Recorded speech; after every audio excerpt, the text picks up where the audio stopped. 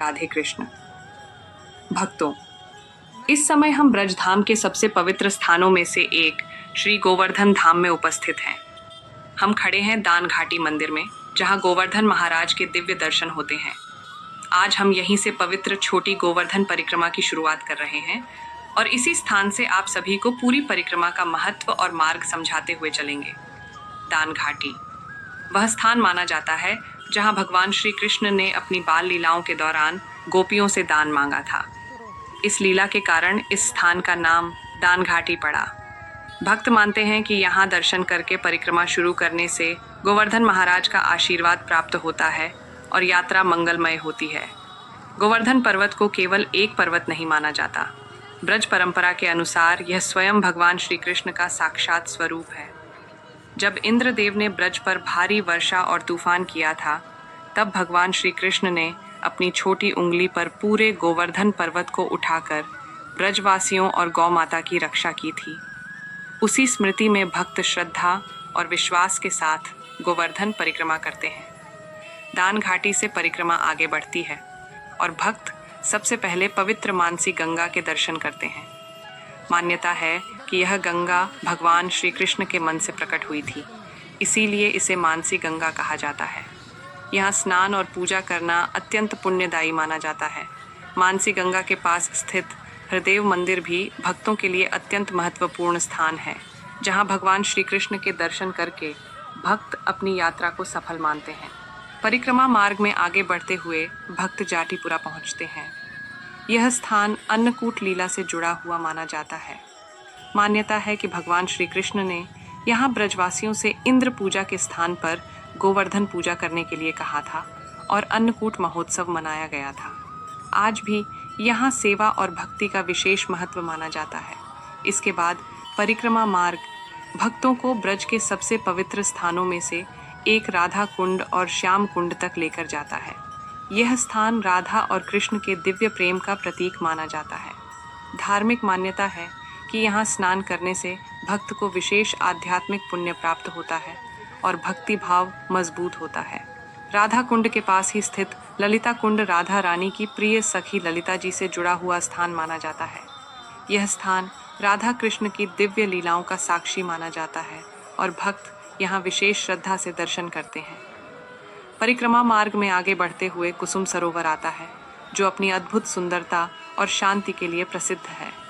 मान्यता है कि यहाँ राधा रानी अपनी सखियों के साथ फूल चुनने आती थीं। यह स्थान भक्तों को आध्यात्मिक शांति और भक्ति का अनुभव कराता है। इसके आगे नारद कुंड आता है। कहा जाता है कि देवर्षि नारद जी ने यहाँ तपस्या करके भगवान श्री कृष्ण की भक्ति प्राप्त की थी। यह स्थान भक्ति और साधना का प्रतीक माना जाता है। परिक्रमा का अगला प्रमुख स्थान पूंछरी का लौठा है, जिसे गोवर्धन पर्वत का अंतिम छोर माना जाता है। यह स्थान भगवान हनुमान जी से जुड़ा हुआ माना जाता है और भक्त यहाँ विशेष श्रद्धा से दर्शन करते हैं।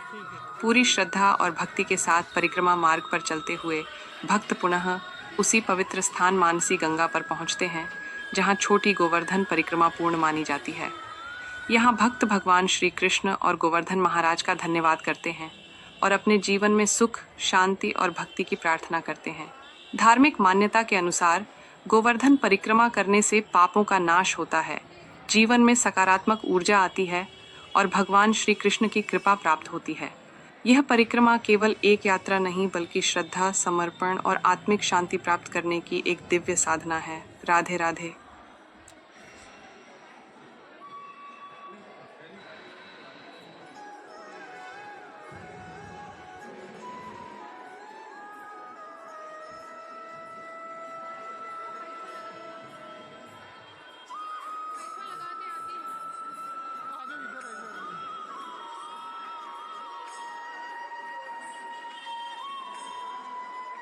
वो देख वहाँ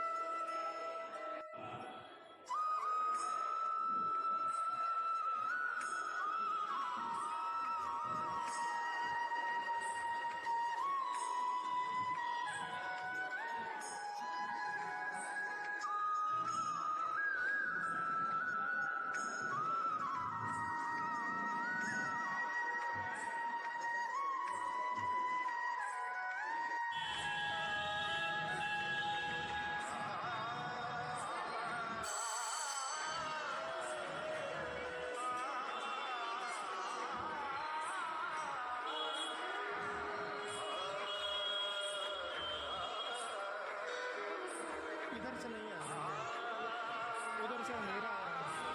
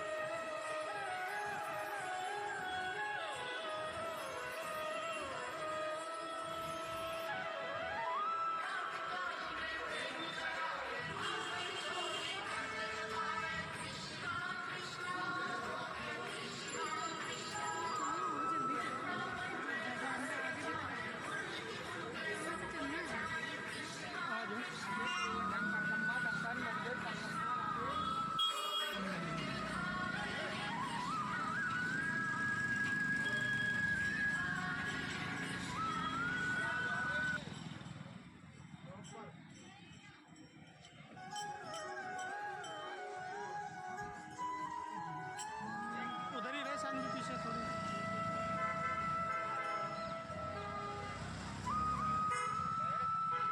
आ जाओ, आओ।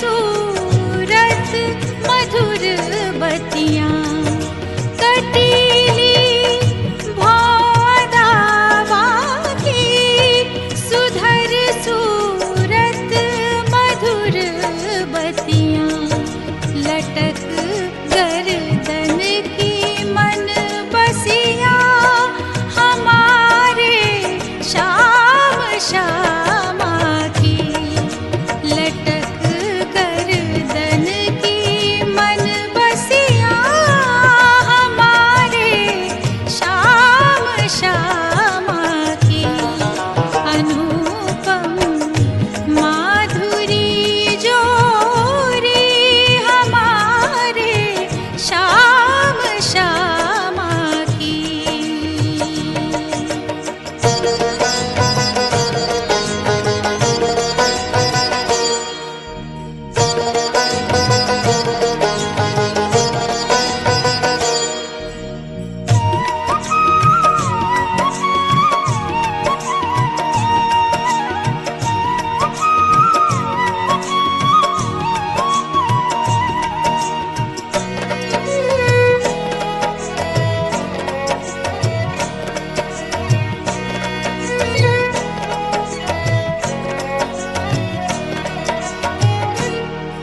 मुकुट चंद्रिका माथे अधर पर पान की लाली मुकुट चंद्रिका माथे अधर पर पान की लाली अहो कैसी भली छवि है हमारे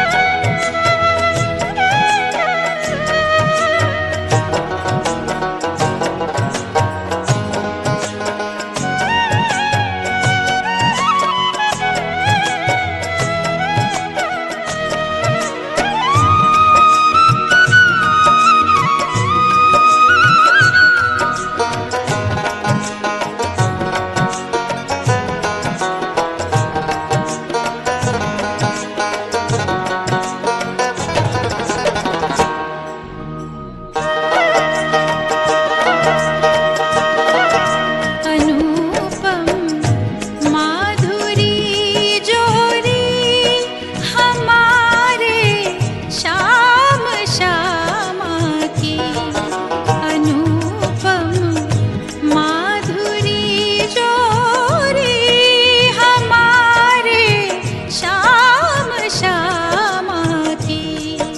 रसीली मद भरी अखियाँ हमारे श्याम श्यामा की। रसीली मद भरी अखियाँ हमारे श्याम श्यामा की।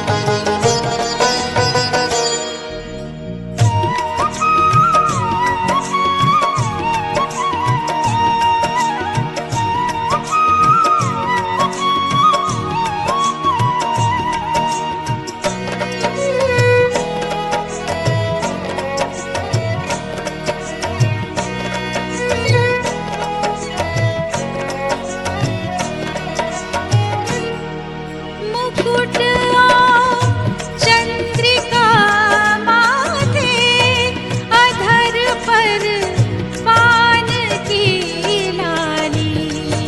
मुकुट चंद्रिका माथे, अधर पर पान की लाली। अहो कैसी भली छवि है हमारे श्याम श्यामा की।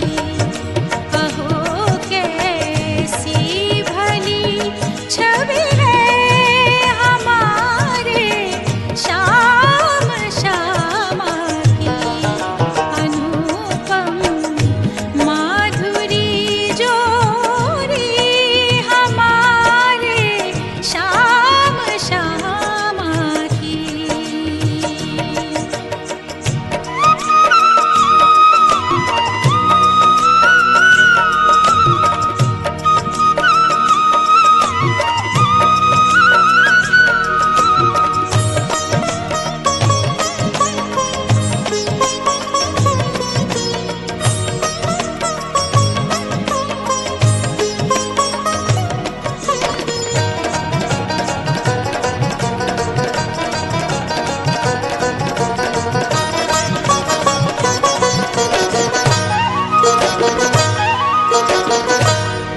परस्पर मिलके जब बिहरे ये वृंदावन की कुंजों में। परस्पर मिलके जब बिहरे ये वृंदावन की कुंजों में। नहीं वर्णत बने शोभा हमारे श्याम श्यामा की। नहीं वर्णत बने शोभा हमारे श्याम श्यामा की। अनुपम माधुरी जोरी हमारे श्याम श्यामा की।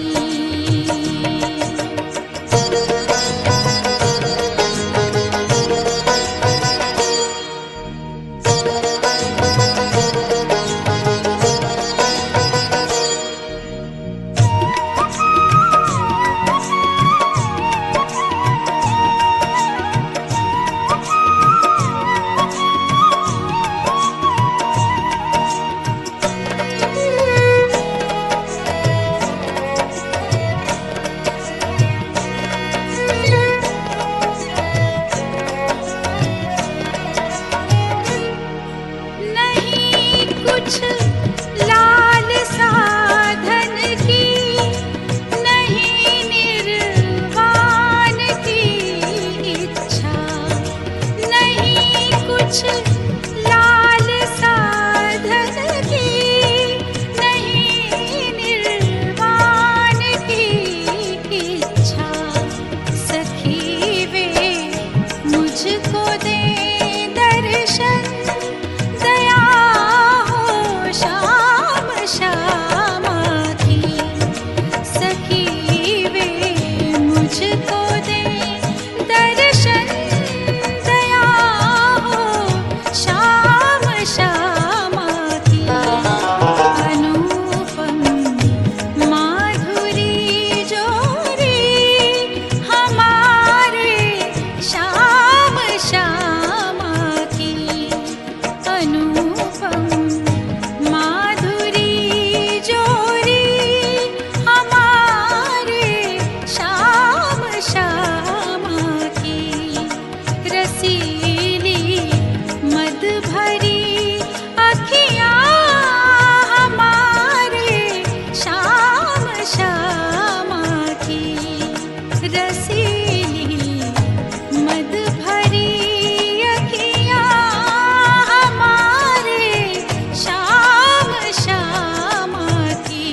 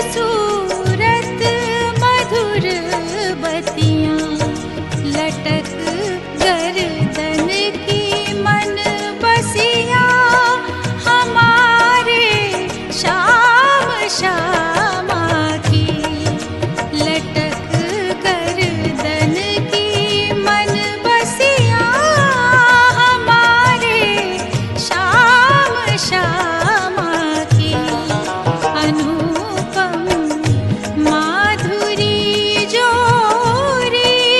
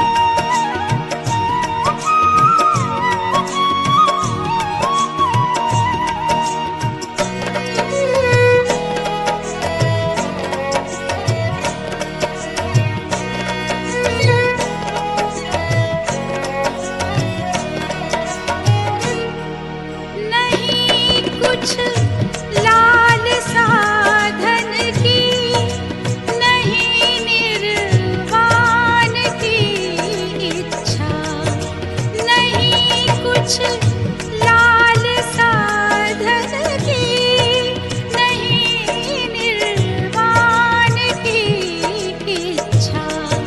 सखी वे मुझको दे दर्शन, दया हो श्याम श्यामा की। सखी वे मुझको दे दर्शन, दया हो श्याम श्यामा की। अनुपम माधुरी जोरी हमारे श्याम श्यामा की। अनुपम माधुरी जोरी हमारे श्याम श्यामा की। रसीली मद भरी अखियाँ हमारे श्याम श्यामा की। रसीली मद भरी अखियाँ हमारे श्याम श्यामा की।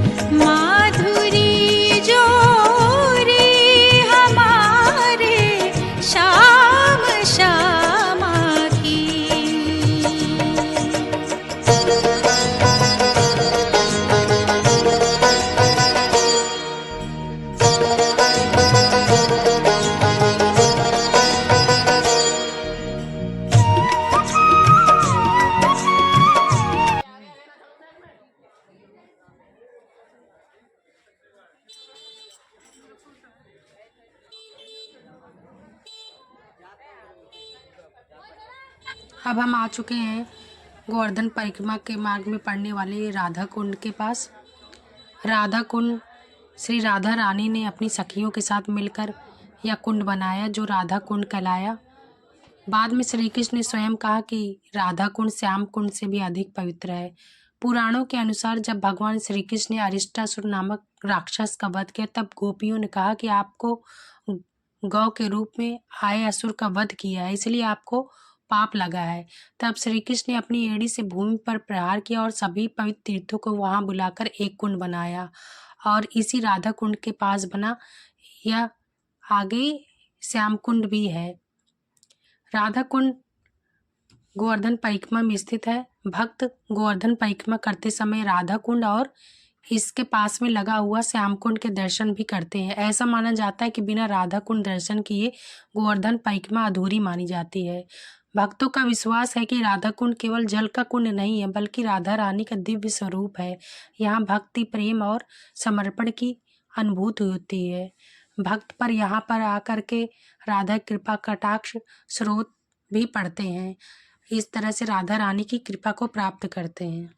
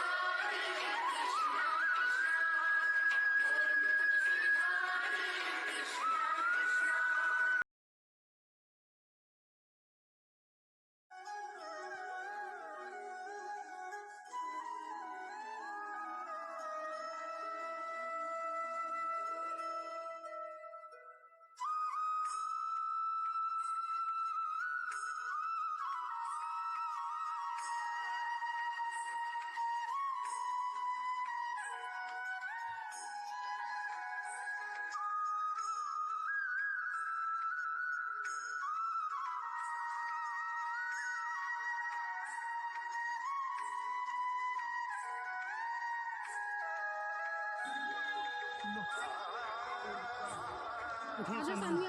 यहीं से कर लो, यहीं से करो, यहीं आरती करो खड़े होकर। यहीं खड़ी हो जा, करो आरती करो।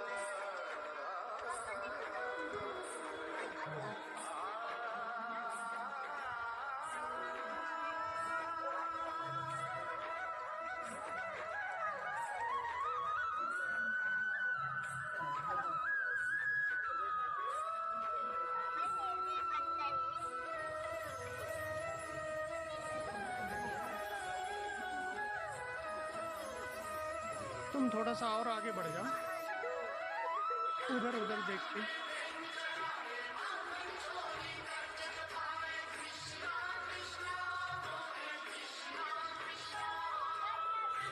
बैठ जा पीछे वापस, आ जा इधर, यहाँ पे आ, यहाँ बैठ जा, ऐसे ऐसे बैठो, ऐसे बैठो। ऐसे संभालते संभालते उसी में जब गिरोगी। संभालते नहीं है, जो यहाँ पे रिस्क वाली जगह पे नहीं संभालते संभालते। लगाओ पहले छीटापान करो, दोनों जोड़े से हाथ लगा करते हैं अपना हेडर, मुझे अपना दोनों हाथ जोड़े से करते हैं। और बैठ जाओ, इधर में बैठ जाइए, ऊपर में बैठ जाओ, ऊपर सीधे बैठ जाओ, दोनों हाथ करिए, नीचे हाथ लगा लो, बोलो ओम ओम ओम ओम श्री विष्णु श्री विष्णु श्री विष्णु वारा कल्पे जम्मू जीवित दंडे मासोतम मासे गोविंद केतरे मत्रा मंडले राधा कुंडटे। अपना अपना नाम, आदेश कुमार, अपना गोत्र, बोला हे राधा रानी, हे राधा रानी, हे कृष्ण भगवान, हे कृष्ण हे भगवान, गिरिराज महाराज, हे गिरिराज महाराज, हम आपके श्री चरणों में, श्री चरणों में, श्री धाम में, श्री धाम में पूजन कर रहे हैं, पूजन कर रहे हैं। हमारे पूजन को हमारे पूजन स्वीकार करो, स्वीकार करो। हमारे घर में हमारे घर में सुख शांति सुख शांति बना के रखो, बना के रखो। कारोबार में कारोबार में वृद्धि करो, वृद्धि करो। हम पे हम पे जाने अनजाने में जाने पाप दोष दोष हुआ हो हुआ हो, उसको क्षमा करो, उसको क्षमा करो। और राधा रानी का, नाम जनता श्याम जी का स्वामी जी का साधु वैष्णव सेवा में, साधु वैष्णव सेवा, 56 भोग में, छप्पन भोग, महाप्रसाद में महाप्रसाद, मिष्टान सेवा है। श्री जी का 56 भोग लगता है, गिरिराज जी का अपना उसमें मिष्टान सेवा लगता है। जैसा तुम्हारा प्रेम हो, आधा किलो 200 रुपये का आता है, 1 किलो 400 रुपये का आता है, 1.25 किलो 500 का आता है। जीवन में एक बार किया आता है, अपने नाम को तो नहीं हम तो करते रहते हैं। वे इस कितना बार करना है, आप अपना बोलिए, अपना हम 100 रुपये देंगे 100 आपको। रुपये नाम और अर्पित कर दो, आप ही छोड़ दो गुड़िया, दोनों को अर्पित कर दो उनको, आप मिलो उसको अर्पित कर दीजिए। आरती आरती करिए, इससे कर दो गुड़िया, आरती करिए, दोनों हाथ लगा लो, आप भी हाथ लगा लीजिए, उनको छोड़ दो बेटा गुड़िया, जल में अर्पित कर दो उनको, हाथ लगा के आप आरती करिए। मुनिंद बंद वंदित तुलुक शोकान्य कदा कृष्ण कृपा वाजन प्रसन्न वद पंकज कंजम विलासिनी वयंद महानंदनी वयंद संगरे कदा कृष्ण कृपा कटाक्ष वाजन धूपम दीपम राधा कृष्ण चरण कमले नमो नमः। आरती ले लो, आरती ले दो आरती ले।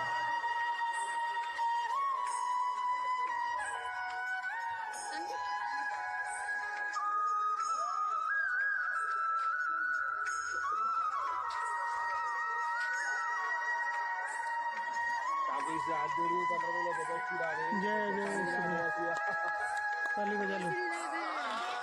जिंदगी का पत्ता रखना, लगाना कैसे लगाना, अपना 100 रुपये दोनों अपने बच्चों का अपना।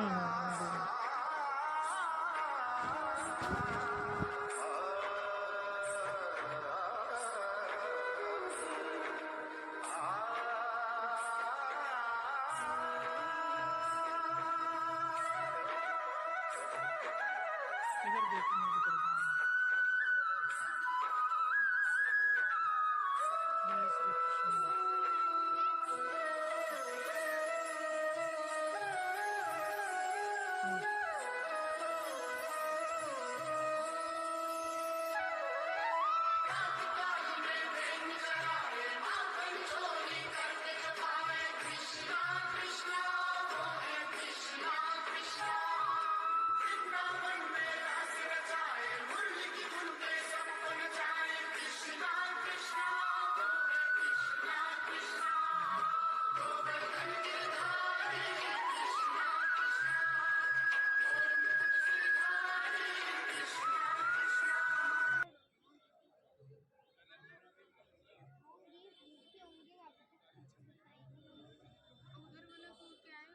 कृष्ण कुंड, कृष्ण कुंड आ जाओ।